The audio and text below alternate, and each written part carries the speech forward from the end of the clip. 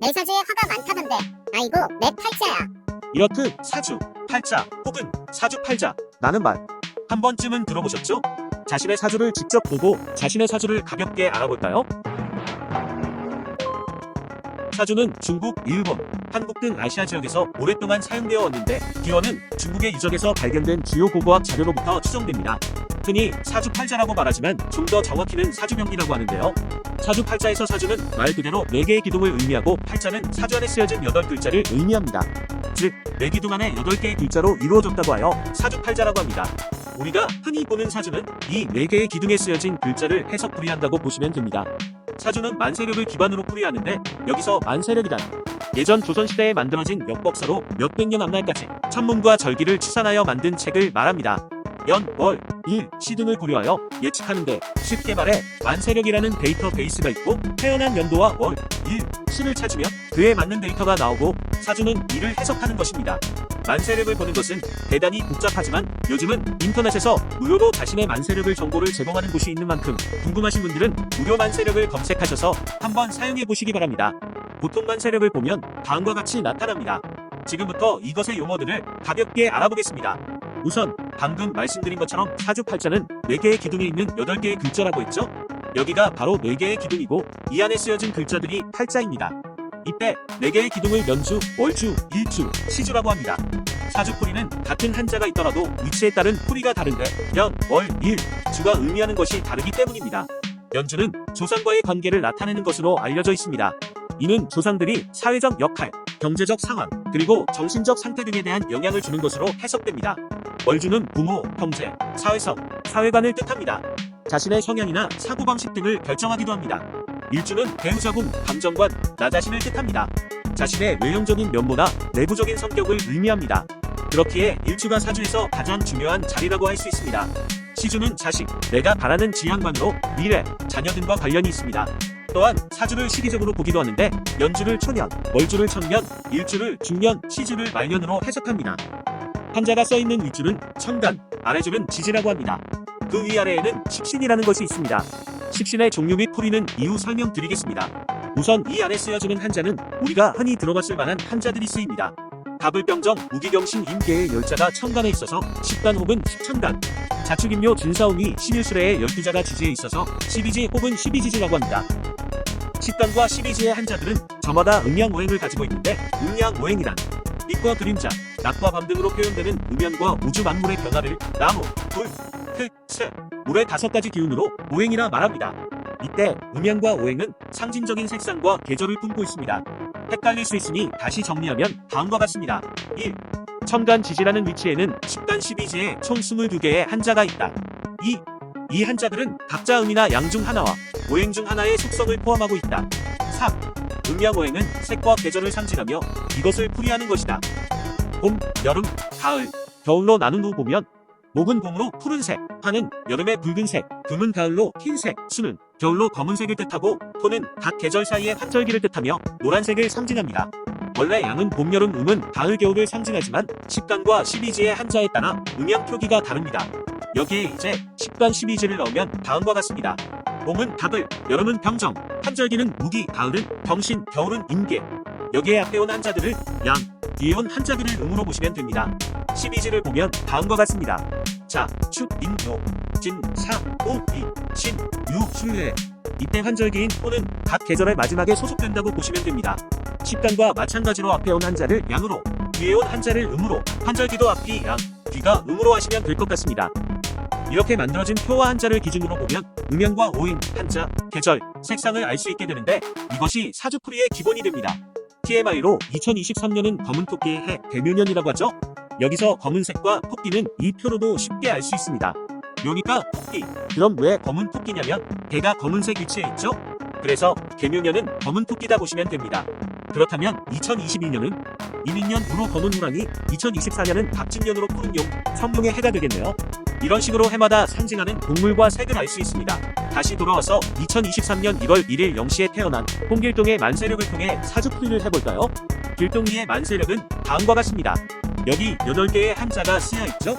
위에 한자는 십간에서 나온 한자, 아래는 시리즈에서 나온 한자이며 이 한자 배경의 색상이 오행의 색상이라고 보시면 됩니다. 사주 중에서 가장 중요한 것이 일주라고 했었죠?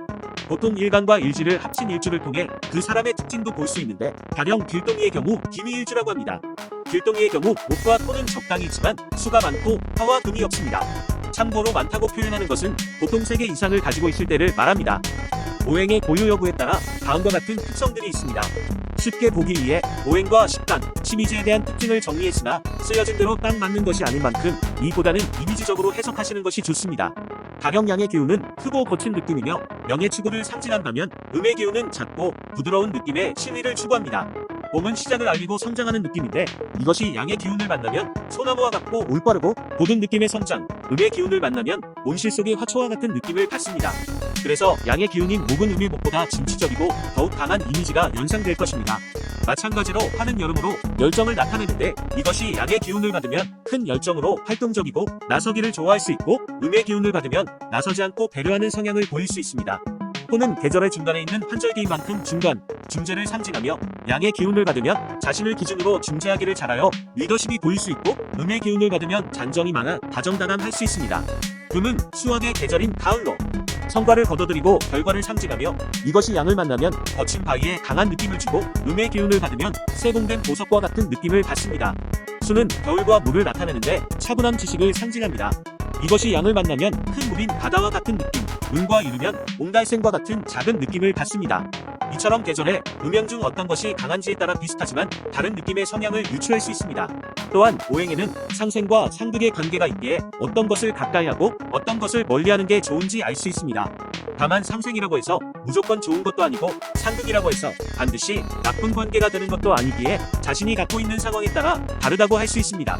길동이의 경우 평평한 토지를 타고났는데 이곳에 나무도 있고 충분히 물이 많으나 태양을 쬐지 못하여 나무가 대성하기는 힘들지 않을까 싶습니다.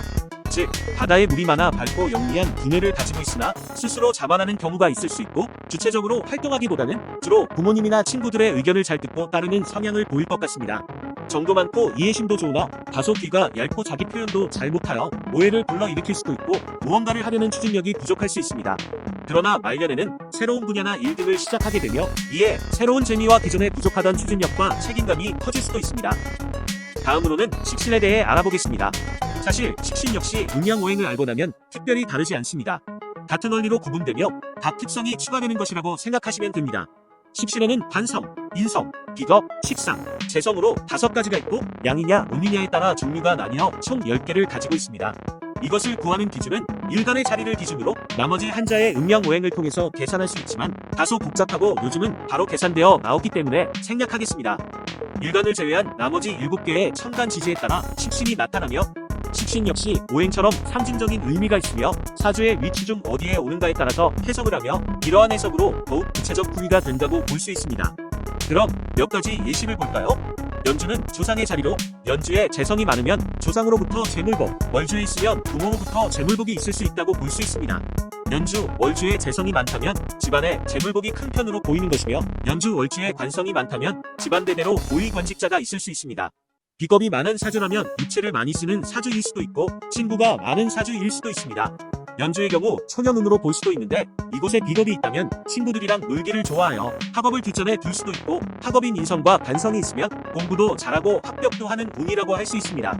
아무래도 초년엔 학업이 중요하고 창년기엔 재물운이 있는 것이 좋을 수 있기에 연주엔 인성과 관성, 월주엔 재성이 있는 것이 좋을 수 있으나 사주는 어떤 조합이냐에 따라 더욱 좋을 수도 좋지 않을 수도 있습니다. 길동이의 경우 연주와 월주에 재성이 많은 운으로 집안이 부유한 편에 속할 것 같습니다. 또한 연주에 장관이 있어서 합격운도 좋고 월주와 시주까지 재성이 많아 재물복이 많을 수 있습니다.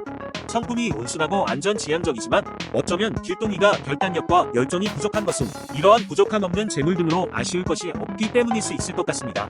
다만 다소 재물에 대한 집착이 과할 수 있고 배우자복은 다소 좋지 못할 수도 있을 것 같습니다. 그래서 중년의 경우 안정적인 직장 생활을 할 수 있지만 사업을 한다면 주위 사람으로 인해 피해를 볼 수도 있을 것 같습니다. 타고난 재물복으로 말년까지 재물에는 부족함이 없을 것 같으며 말년에는 기존과 달리 새로운 일이나 새로운 도전으로 즐거움을 얻을 수 있을 것 같습니다. 사주의 위치와 글자가 품고 있는 상징을 바탕으로 대충 이렇게 풀이해 볼 수 있을 것 같지만 저는 전문가가 아닌 만큼 엉터리일 수 있습니다. 추가적으로 대운이 들어왔다.